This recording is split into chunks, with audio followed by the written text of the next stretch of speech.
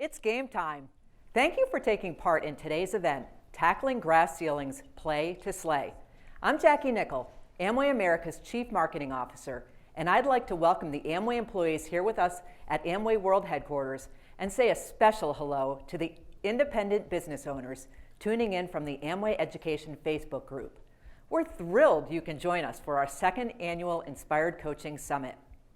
Female entrepreneurs have played an important role in the Amway business for almost 60 years. Today, we'll hear from some incredibly accomplished women leaders talking about goal setting, building successful teams, and having confidence in the face of adversity. This program is presented by the Amway Coaches Poll, and we hope you find it inspirational and motivational in building your business. Amway is proud to be the exclusive sponsor of the Amway Coaches Poll powered by USA Today Sports. The Amway Coaches Poll is a weekly poll that ranks the top 25 teams in college football according to the experts from the AFCA, the coaches of course. At the end of the season, we award the AFCA Coaches Trophy to the #1 team in the Amway Coaches Poll. We love this partnership with championship-winning football coaches because there are so many shared philosophies and approaches in business and sports, such as leadership, perseverance, mentorship, team building, and more. At Amway, we call this inspired coaching. No matter how you slice it, successful coaches lead winning teams, whether it be on or off the field. This program is one of many ways Amway supports business owners as you build successful teams. So let's get started. For the IBOs tuning in on Facebook, don't forget, we'll be taking your questions live, so be sure to leave them in the comments section. Now, it is my great pleasure to introduce you to an icon in sports broadcasting. A two-time Emmy-nominated sports broadcaster, Tracy Wolfson, is the lead reporter for both the NFL and NCAA men's basketball coverage on CBS. Prior to her NFL coverage, she was the lead sideline reporter for the SEC on the CBS Football Network. Tracy has anchored the CBS Sports Desk and hosted At the Half and We Need to Talk. She has also served as a reporter for the NBA, US Open Tennis Championships, auto racing, skiing, ice skating, gymnastics, track and field, arena football, and rodeo. Please welcome Tracy Wolfson. Thank you, Jackie.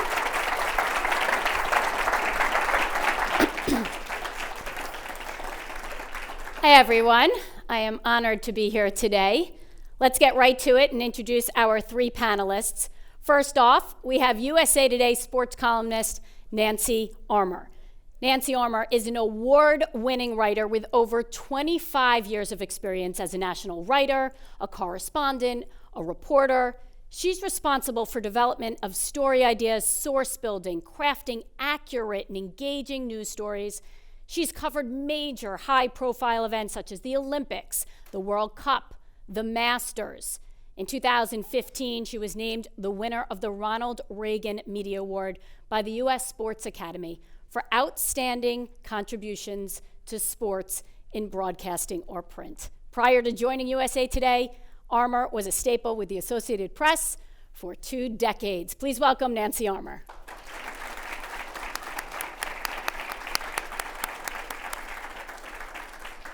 Our next panelist, the first female NCAA Division I football coach, Callie Brownson.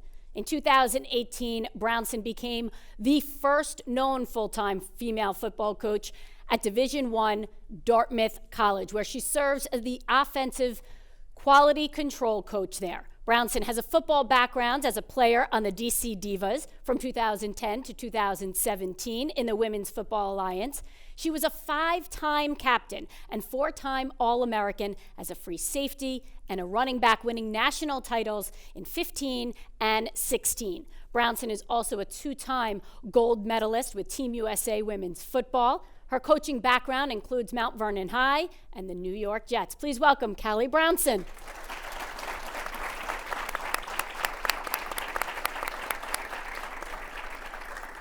And last but certainly not least, our final panelist today, Laura Taylor, a Diamond Amway business owner. Laura began her career in education technology, where she facilitated trainings and workshops. From there, she transitioned into sales and marketing for a web development firm. It was during this time that she started her Amway Ltd business, personally sponsored by Dirk Taylor as her mentor. After 3 years of building the business as singles, Dirk and Laura got married. And during the first year of being engaged and married, they went ruby and emerald. Laura was able to retire from her full-time position at 26 years old, and Dirk soon at 27 years old. This past year, they qualified as Diamond. Please welcome Laura Taylor.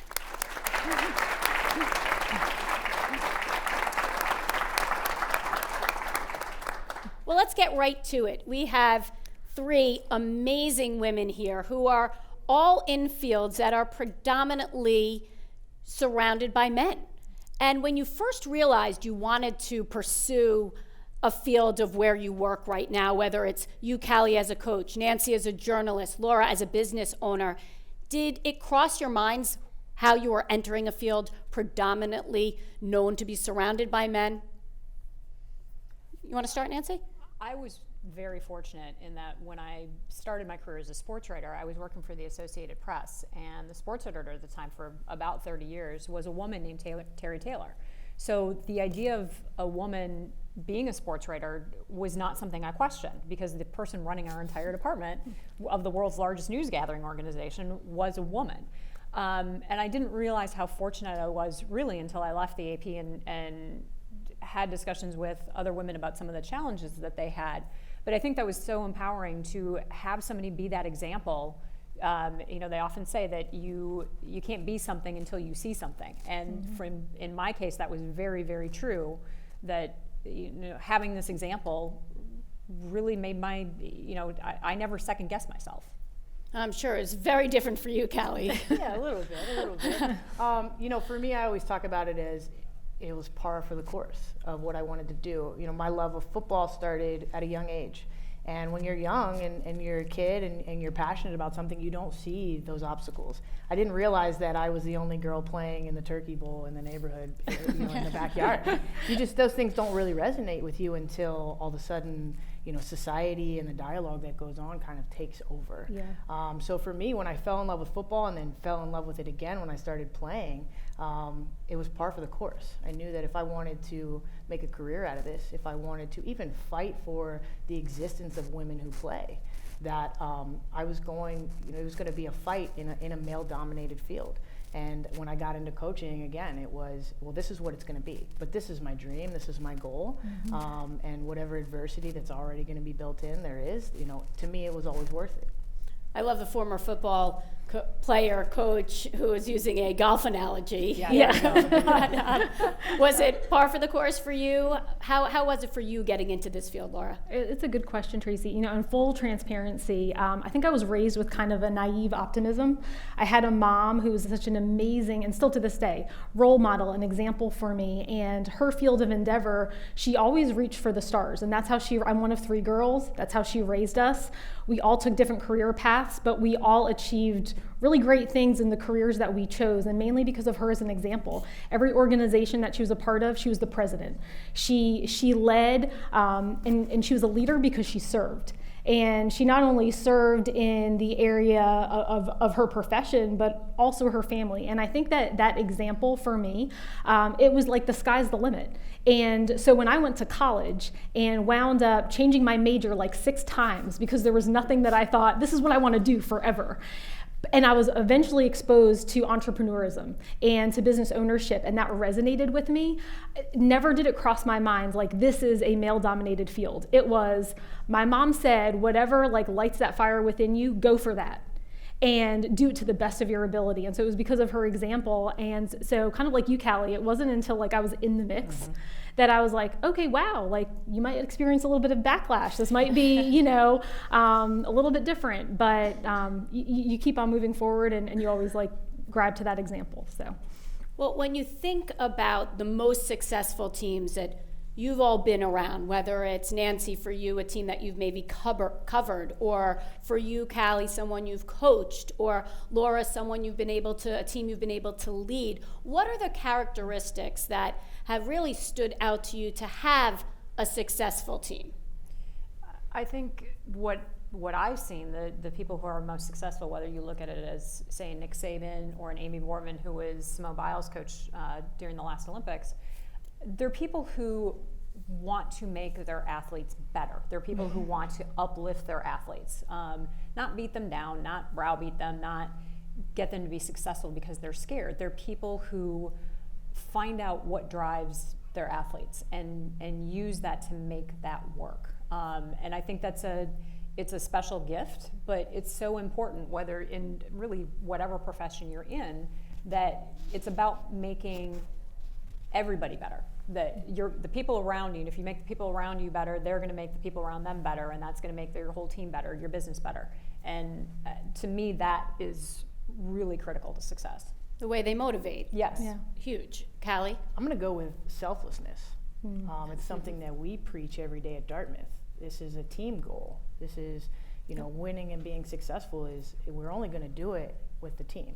And being able to put yourself aside for something bigger than yourself, for an ultimate goal, and knowing that you need the person next to you in order to get there. And I think that's a great parallel and a reflection onto life and to so many other things of putting yourself back and being able to say, well, what's the common goal here?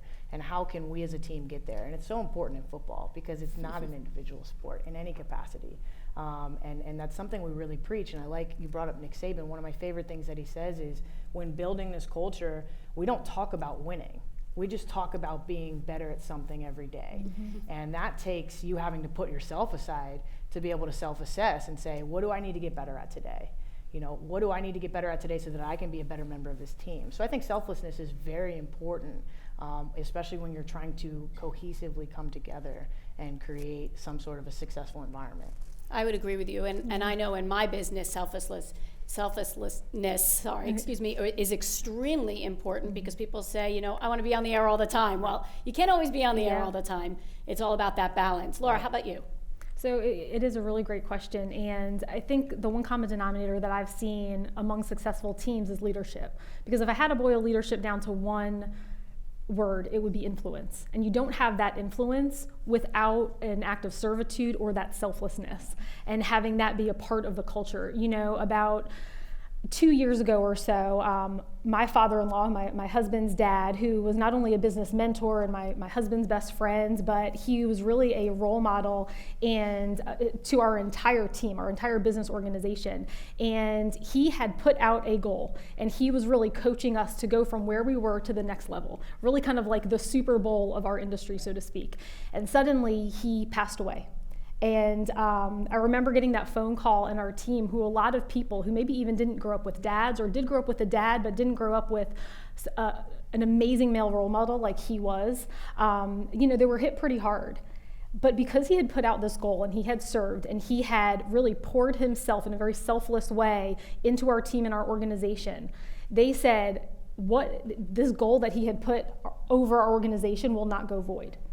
And when I saw my husband at one of the lowest points in his life because he lost his hero, his dad, we now had people that were a part of our team. And this is where I feel like a team really comes together. A part of our team that he had led and he had served for so long came to him and said, whether you know it or not, we're hitting this goal this year. And when you're ready to come back in the game, come back in the game, but we are like coming at it with just like arms swinging. And it was so amazing because when you see a team, because sometimes the leader is down too. And when the leader has served enough and has been selfless enough, and a team will gel together like that and accomplish a goal, amazing things will happen. Well, Laura, you mentioned him, and he seems to have been an inspired coach for you and for your husband. Is there anyone else that you would pinpoint throughout your career to get you where you are that maybe was that other leader or mentor that really helped you have success? Yeah, absolutely. I mean, I'd be remiss not to mention our parents because they had such an impact in molding us growing up. Both of our moms just have an incredible work ethic. My father-in-law, of course, my husband, he's to this day, in my opinion, his most important roles as husband and as dad, he is such an inspired coach because what he does will have such a ripple effect and a lasting impact on the next generations. I mean, he's my husband, but he's truthfully one of my biggest heroes. And then, of course, you know, I've had teachers, I've had coaches along the way in growing up, and I'm sure every single person in this room, every single person on the webcast, you can think of somebody in your life who, while you were growing up, had an impact, maybe for the good or for the negative, but you were able to use that to really as a launching pad to where you are today. And so, yeah, I mean, I can think of one high school teacher in particular who breathed so much belief into me when I was like, you know, that 10th grade awkward like high school girl. And to this day, I still think about the power of breathing belief into someone and really where it can take them. Callie, who is that person for you? I have two. I have an off the field and an on the field, as a typical coach. I'm going to go with my dad. I would be remiss not to mention the person who helped me frame and the person who I shadowed, basically. I grew up with a single father who raised my brother and I by himself while also starting his own business from our basement. And I saw what it takes to be ambitious. I saw what it takes to understand the built-in adversity and to overcome it. I saw what it takes to sacrifice and the lessons that he taught me. And then on top of it, he was the one who really showed me that limits are only things that we impose ourselves. Mm-hmm. And I remember wanting to play football when I was 9 and being the only girl to do it. And not once did he say, "Are you sure you want to do this?" It was, "We're gonna have a little bit of fun with this," you know. And for me, that's so important when you're looking at a leader. Do they make you question your goals? Do they make you question your dreams, or do they encourage them? Do they promote you to aim for whatever it is that you want to aim for? So I had that in him, and I'm very fortunate that I had a coach of that regard, I guess, at the dinner table. And then on the field, I'm going to definitely say Coach Buddy Tevens, who's the head coach at Dartmouth. And I'm not just saying that because he hired me, but I'm saying that because I get to see somebody who every day lives an example of being a leader, of caring about those who he's leading, being selfless, and just what he's really trying to do to change the world. And I see how much he invests in the young men that we coach. And to me, that inspires me every day. How am I making an impact on their lives that's going to help them in the next 40 years of their life? At Dartmouth, we say 4 for 40, 4 years with us for the next 40 of your life. And that's something that he embeds in everything he does every day. And to me, that's extremely inspiring. This is somebody who also went against the grain and decided to tell the world, no, how we've been doing it is wrong, and this is right. And my favorite thing that he says is, I didn't hire a woman. I hired a coach who just happens to be a woman. And for somebody of that power to stand in front of people and be able to say, you know, those boundaries they're not real. You know, and to project it with such confidence, to me, is inspiring. You know, he went up against a culture that, you know, has been very rigid and traditional, and said that, and that's inspiring, to believe in what's right and to fight for it and to work towards ultimately making change for good. Nancy, how about you? Who is your inspired coach, and how much have you utilized what you learned from them in your business now? I mentioned Terry Taylor, the sports editor at the Associated Press, but off the field again. My father. And when I was 13, I skied when I was growing up. And when I was 13, he and I went out to Colorado with some friends to go skiing over spring break. And growing up in Wisconsin, similar to Michigan, we don't have mountains. The hills are very small. So when we got out to Colorado, it was a little bit of a change. And being a 13-year-old kid, I talked big and said, by the end of the week, I'm going to go down this Black Diamond run. It was called Outhouse. So, of course, I'm talking big the whole week, talking big. And it came to Friday afternoon, the last run of our trip. And we got up to the top of Outhouse, and I looked down, my eyes got wide, and I looked at my dad and said, I don't think I want to do this. I don't think I can do this. And he said, okay. And he said, let me tell you a story.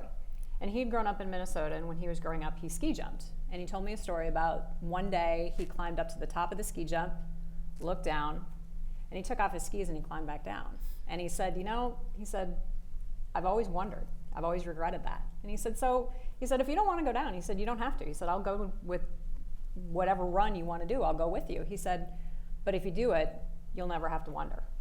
And I slid on my backside pretty much the entire way down, but I went down, and I've never had to wonder. And you know, of course, a light bulb doesn't go off in your head when you're 13 years old like that as a life lesson. But as I look back, I have taken chances, I have taken jobs, I have done things that maybe I wouldn't have done had he not told me that, because that's been a guiding principle, that I've never wanted to have a regret, to look back and say, oh, if I'd only done that, or boy, I wish I had done that. And you know, that if I give any kind of advice to anyone, that's what I would say is take the chance. What's the worst that can happen? Yeah. You're exactly right. And I think we've seen throughout this year, there's been so many of those people taking chances, groundbreaking stories for women, ranging from Callie, your appointment, to coach in Division I football, the U.S. women's soccer team suing the U.S. soccer for gender pay gap discrimination.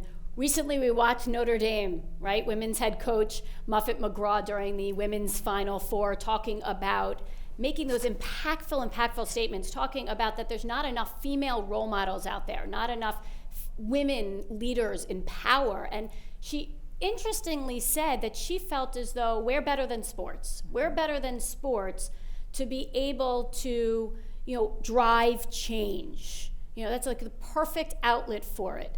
Do you guys agree with that statement? Do you believe that sports is the perfect place to start? Callie, why don't we start with you? I do. I think that sports is such a little microcosm of society and where we stand, and can set the tone and set the example. And one of the things that I talk about with my hire is when you see our players and they've been asked questions, and when they answer, we don't care, that's our coach. What's the bigger purpose? What is the ripple effect of something like that? Not seeing labels, not seeing the big deal, really. I think sports do a great job of evoking change. And when you talk about inclusion and diversity, and as these things continue to happen in the sports world, look at the impact that it has. And we can translate that over to society as a whole. So I think sports are a great reflection of enacting things, especially change and what happens, and you know, saying, you know, this is okay. And I've witnessed it through my job and through my interactions with these players and the things that they've said and the way they've responded. And you start to think, well, if that can happen in football, where can't it happen? So I absolutely think that it's a reflection and a parallel to life. And I encourage our players all the time to understand that sports teach you a lot about yourself. And they teach you a lot about leadership. They teach you a lot about being a part of a chain of command. They teach you a lot about being humble, adversity, all of those life lessons that we get every day. Sports gives us an opportunity to learn more about ourselves through that. And I encourage our guys constantly, take a look at yourself when you fail on the football field. Because how you act, body language, all of those things, the negative talk, that stuff, that will translate over into other aspects of your life. That will be who you are when you take the helmet off as well. So pay attention to that stuff. Pay attention to who you are when you fail on the field, because that's a great reflection of who you're going to be when you fail off the field. Nancy, you're seeing it, you're reporting on it week in and week out. How do you see sports making a difference in this world? Well, I often say that sports is the prism through which we view society. And like Callie was saying, you know, we've seen the power of change going all the way back to Jackie Robinson and desegregation. Billie Jean King and equal rights for women. And you know, people often ask if it's difficult being a female sports writer. And yes, of course, there are challenges. But I have seen a change over the last 2 decades, primarily because of the athletes. You know, the men and women who are playing sports now, we might still be in the minority, but we're not a rarity anymore. And so the kids who are playing and the young men and women who are playing these games now, they've grown up seeing you on TV, seeing Doris Burke on TV. They've grown up reading Christine Brennan. They've grown up, you know, seeing women be athletic directors. And so to them, it's not unusual just because it's always been there. And so there's power in that. And I really do think that is what we're seeing in this younger generation, because it's what they've always known. And Laura, at Amway, and we see the coaches poll, and we have the trophy right here. How do you see that sports being brought into the business world as well, and how it can have success. Yeah, absolutely. You know, I think sports is a phenomenal foundation to impart change, not just on a macro level, because sports has our attention. It has the masses' attention. And I believe what has your attention, that's where you can impart change. And so on a macro level, but then even more so on a micro level. You know, my husband and I have 4 kids, and our 2 boys are old enough to play sports. Both are in baseball season right now. And I was at a game just a couple days ago, sitting there in the stands, and everything that these ladies said is so right on, because I'm sitting there as the mom and I'm watching my kids play, and my 7-year-old, he's on third base, and there's players from the other team on first, on second, there's a kid up at bat. And I'm like, all right, the pressure's on, you know, you're on third base. Like, are you going to get this kid out if he hits a single or don't? Like, what's going to go? And so the batter comes up, hits a single. And so the other little player at second is like running towards third. And my little son Parker is sitting there with his mitt. He gets the ball thrown to him, and he dives for third base. Like, I mean, full air. He's just, you know, he's as big as my pinky, but he's just like in the air, and he catches the ball, and his mitt hits the plate. But the kid was there first, like by a split second. And so he was safe. And my 7-year-old gets up, and he's like kicking the dirt, and he's, you know, like kicking the base, and he's like so upset with himself. And he's just like, because he doesn't like to lose, you know. But here's the thing. Their team was up by like 10 runs. Like, they weren't even like losing. But what I just loved, and his coach is like, Parker, like, it's okay, bud. Like, you try, like, that was awesome. Like, you know, you gave it everything you got. And when we got off the field, like, that is, like, because how you are in one area is how you are in every area. Yeah. And what I love is the fact that sports is being involved in this team, is that he can learn, you know what, even when you're winning, because when you're winning, when you're successful, that's when you can get complacent. Like, that's when you can feel comfortable. Yeah. Oh yeah, it's just like everything's going my way, and that's where you can kind of let, you know, your foot off the gas, so to speak. But I could tell him, like, I love the fact that you gave it your all, even though like you were about to win by slaughter rule. You know, like, I love the fact that you just, like, you gave it everything you got, because you're training your brain right now at 7 years old that will be your response. That will be your natural, you're developing that habit now. And so honestly, I'm more proud of you that the kid didn't get out, and that you still gave it your all, than had you like done it halfway and got him out at third. And so anyway, yes, like, sports through and through, I think that you, on a macro level and a micro level, you can impart change in a powerful way. And Tracy, too, I'd like to add to that, because I had somebody reach out to me who told me the most phenomenal story, and it pertains to youth in sports, and kind of the power that sports have in kind of taking over the dialogue of society in its own. Somebody reached out to me and told me that they have a son who is playing youth baseball. Okay. And somebody came up to their son and said, well, you know, they have a girl on the team.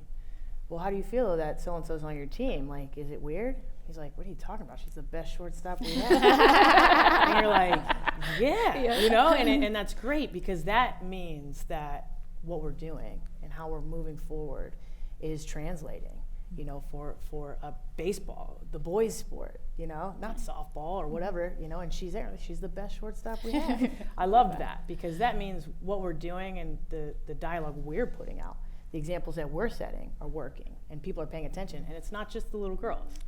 It's also the young men, too, who are also going to be put in situations where they have the option to evaluate somebody for their skills or for their gender. And in that situation, they have seen it firsthand. Doesn't matter.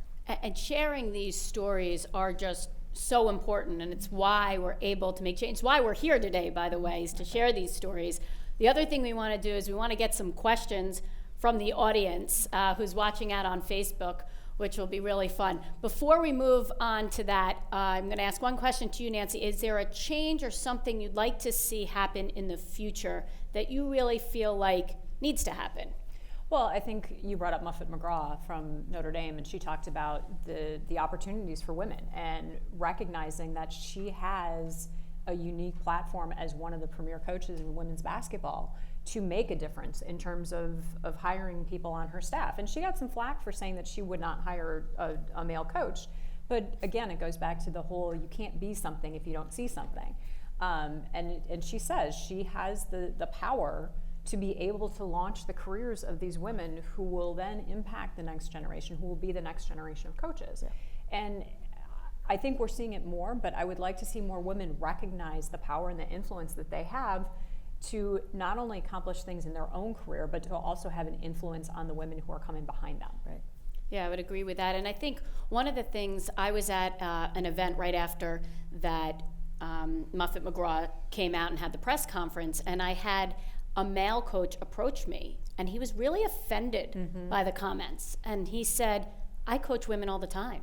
I am a coach to my girls' teams, and I'm a coach to teams of women who I don't even have a kid on the team. He said, so I'm out here doing that, and I kind of take offense to it. And I think that's really interesting, because I think there's something where there needs to be a little bit of a crossover there, a little of an understanding between both. I don't think what she was saying was we can't have any men leaders there, because look at what all three of you talked about. Who were the inspirational coaches in your lives? Right. Men. Right, exactly. Dads. Yeah. So I think we have to also remember there's a really good balance there. And I think one thing that gets lost when we have that discussion, whether it's males or females, or we're talking, across different races, is that equality does not mean you're taking something away from other people. It just means that you're sharing the pie. Like, that's the analogy that's always used, is that equality does not mean there's a lesser slice or a smaller slice. It just means that everybody gets to be involved. Exactly. Well, let's go right to some of our Facebook questions. And we have Jenna from Florida who's asking, looking ahead 5 to 10 years, what advice do you give the younger generations looking to be leaders? Laura, I'll start with you. Okay, that's a great question, Jenna. I think my biggest bit of advice would be to kind of mute out those voices of negative and care less what people think. I think a lot of times if we trace back our insecurities or our fears or our lack of doing something, it's often traced back because we have a fear of what others will think. And it kind of dampens or mutes our own authenticity. And so it would be to hold tight to those voices that encourage you, just like Nancy, you were talking about your dad, that tell you that you can do more, you can be more, you can accomplish more, and mute out those voices of negativity. That would be my biggest bit of advice. And Callie, you have so many players on your team that you're trying to motivate to be leaders, right? And that's so important to the success of your team. What would you tell them as not only to have success on the field, but also in life? Yeah, absolutely. I say this a lot to them, and I say it to myself, relentless pursuit of what sets your soul on fire.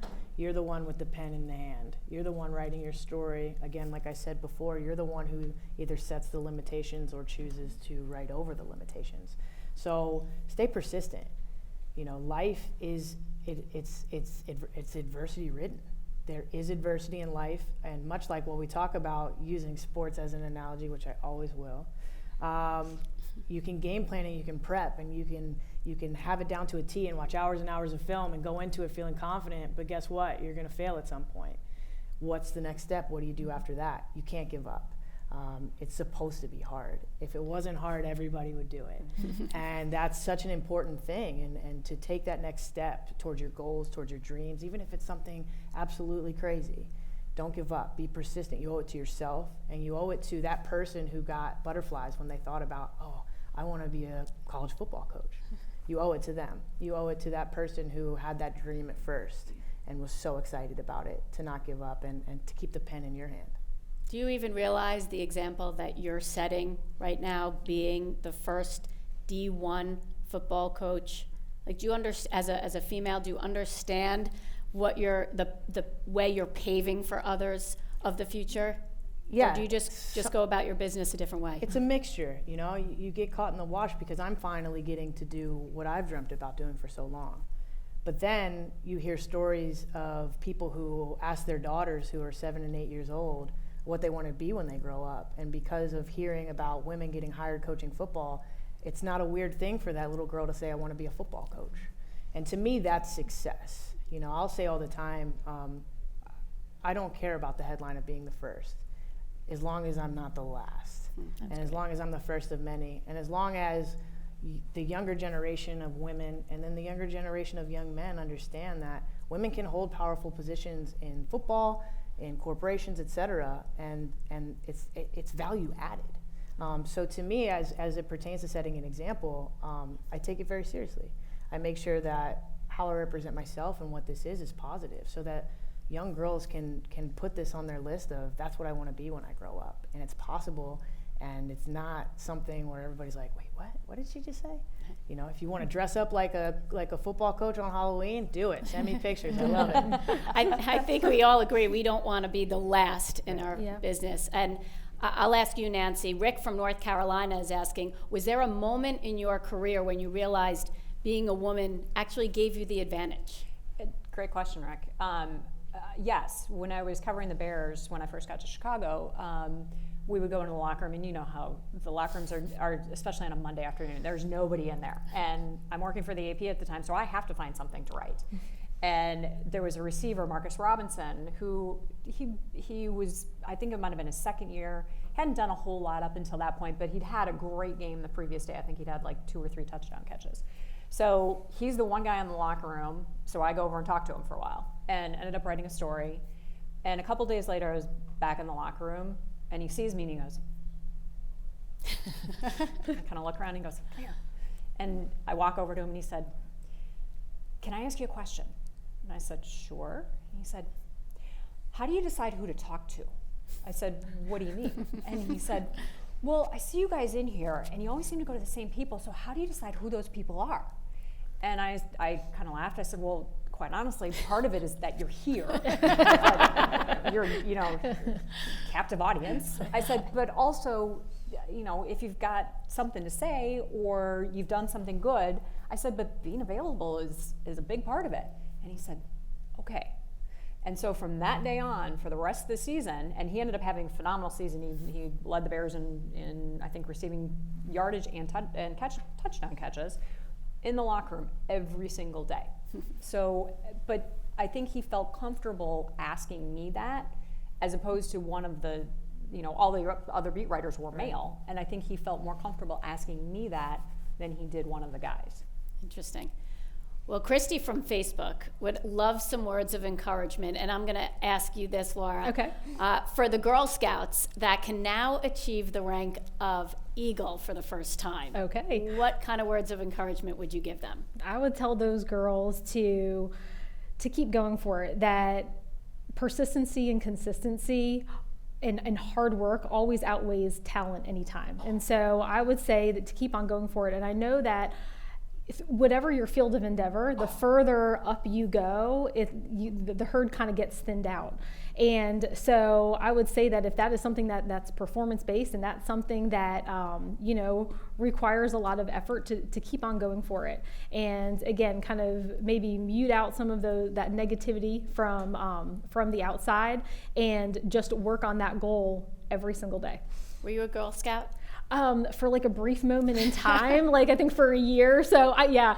I love my Were moment you? as being a Girl Scout. Had the sash with all the The patches, badges. and of course I still have the cookies in my pantry right well, now. yeah, there's because my those kids- Oh, too. you've actually, man, I've gone through all of mine. No cookie left behind. Yeah. That's true. All right, let's move on. Amanda from Illinois. If you would go back to your early 20s, what would you do differently, and what would you do the same? I'll start with you, Nancy. Well, of course, there are the unfortunate fashion choices. Why? Man, what was I thinking? The hairstyles. Oh, God, don't get me started on that. Lord, I had like blonde hair at one point.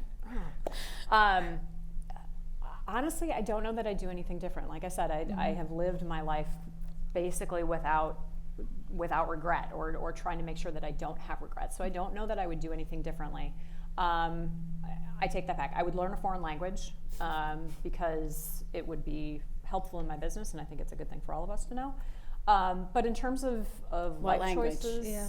well, I took French in high school, but for work, probably Spanish would be better. But yeah.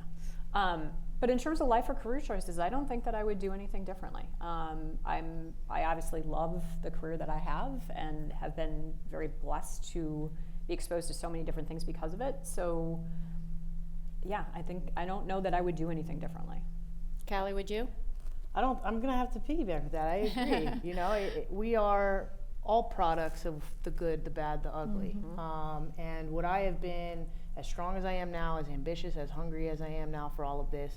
I don't know, you know, and for me, everything has happened in my life for a reason and directed this path. And I constantly go back to some of the lessons that I learned, when I started all of this, which was in my early 20s, of what I learned and the no's that I got and who I was from that first no to I dare you to try and tell me no now, you know, and that's all part of the process. And you fall in love with the process. And if you do fall in love with the process, you'd be really amazed at all the things you learn because of it. Laura, I'm going to guess that you're going to agree with both Yeah. of them. We're all up here because we've been successful and we love what 100%. we do. But, anything that maybe you appreciate along the way that you would do again, maybe any things that that maybe just here and there maybe would have made it easier, or anything that If I had stands to say out? one thing, it would be that I would have failed faster, because I think growing up I maybe suffered a little bit from the disease to please, or feeling like I had to be perfect in certain arenas, and realizing as the older I get, I realize life is not about that at all. Like, perfectionism prevents progress 100% of the time. And it's actually those failures that make you stronger, as long as you're willing to pick yourself back up and keep on moving forward. So if I could tell my early 20-year-old self that, that would be the one thing that I would tell myself. Yeah, I get told that and asked that all the time, and I certainly had my bumps along the road, and I always said if I didn't just pick myself up and kept going, Yeah. I wouldn't be here and doing what I absolutely love. And some of the best lessons you learn are the lessons you learn when you fail or Yeah. when you Yeah. aren't successful. Makes you stronger. Yeah, exactly. Absolutely. Well, Sydney from Facebook asks, how have you embraced the changing landscape in sports and business in America? Cal, you want to start? Yeah, Sydney, I am living it. I am living it, and I'm loving it, because every single day I get the opportunity to change people's minds, and ultimately everybody up here works every day, and every single interaction that we have ultimately changes the culture and the positive influences. It's all so important. So I'm loving what I'm seeing. I'm loving the changes that are happening in the sports world, which again, like we talked earlier, will reflect over into other aspects of society. So I am pleased with the momentum that's happened, but it's not good enough yet, and there's still a lot of work to be done. But that's why people like us are so passionate about what we do, and we're going to continue to work towards those goals. So. Nancy, I feel like you probably agree. The change is happening. Change takes time. Absolutely. It does take time, but women like us, women like you, we help that change keep going. We help that change keep moving forward. And I think, it doesn't matter if you're male, female. I think we all want a better society, and we all have a role to play in that. And I think if you recognize that and try and do what you can to help that along, it's good for you and it's good for everybody else. Laura, we're running out of time. A final message in terms of change is how we see it with sports and business here in America. Yeah, absolutely. I think the best way to embrace it is to share the stories.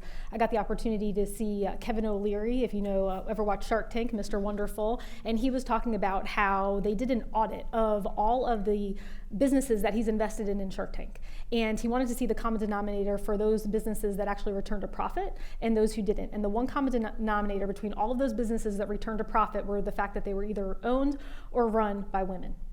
And that was the one common denominator. I thought that was such a powerful story. And he said, don't get me wrong, if a turtle would make me money, I'd give money to a turtle. He said, so I'm not, he said, I'm just saying that, there's a lot to be learned in that. And he's like, so I'm studying that. And so I think in sharing those stories, it really empowers that change. Well, that's a perfect way to end our show today. That is all the time we have. Let's welcome Jackie back to the stage with a parting message. Jackie? Thanks, Tracy.